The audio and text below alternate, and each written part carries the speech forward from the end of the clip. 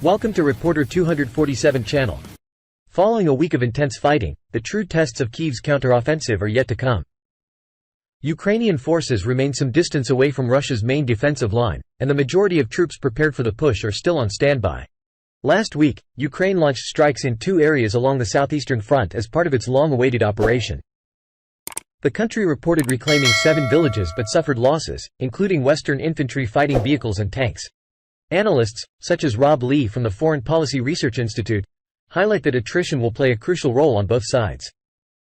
There is a risk that Ukrainian forces may face significant attrition before reaching the Russian defensive line, making it challenging to breach and exploit it.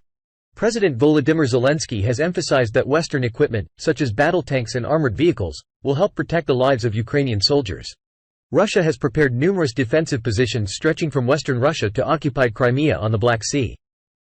These positions include minefields, anti-tank ditches, concrete barricades known as Dragon's Teeth, and trenches. The strategically vital southern region, where Kyiv aims to sever Russia's land bridge to Crimea and divide Kremlin forces, features a high concentration of defensive fortifications. Military analysts suggest that Ukraine, with the bulk of its counteroffensive forces waiting in the wings, can observe where Moscow reinforces its lines and strategically strike in more lightly defended areas, including the east. According to Rob Lee, Moscow's strategy in the south aims to inflict maximum casualties on Ukrainian forces before they can reach the main Russian defensive line located approximately 10 to 15 kilometers, 6–9 miles, away. Avoiding fighting to the death or risking encirclement, Russian forces will likely retreat if necessary. Ukraine has been preparing for the counteroffensive for at least 6 months after reclaiming key territories in previous operations.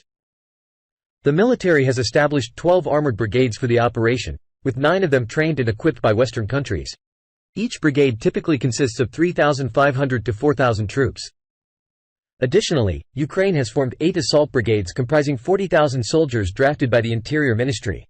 Ukraine has reported territorial gains, including the liberation of 4 villages near Velika Novosilka, advancing up to 6.5 kilometers, 4 miles, and seizing 90 square kilometers, 35 square miles, of ground along a 100-kilometer-long, 60-mile-long stretch of the southern front line.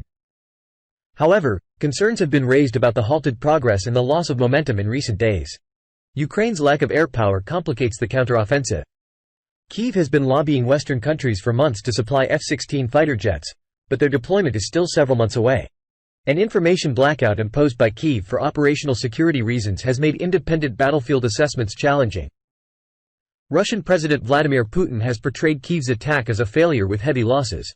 Images shared by Russian military bloggers have shown destroyed or damaged US-made Bradley infantry fighting vehicles and Leopard 2 tanks, which were key military aid provided by the West for the counteroffensive. Estimates suggest that Ukraine may have lost up to 15% of its Bradley vehicles and a small percentage of its Leopards, but some of those vehicles might have been recovered and sent for repair. At this stage, it is too early to determine the success or failure of the offensive, as noted by military analyst Jack Watling in his assessment for the RUSI think tank.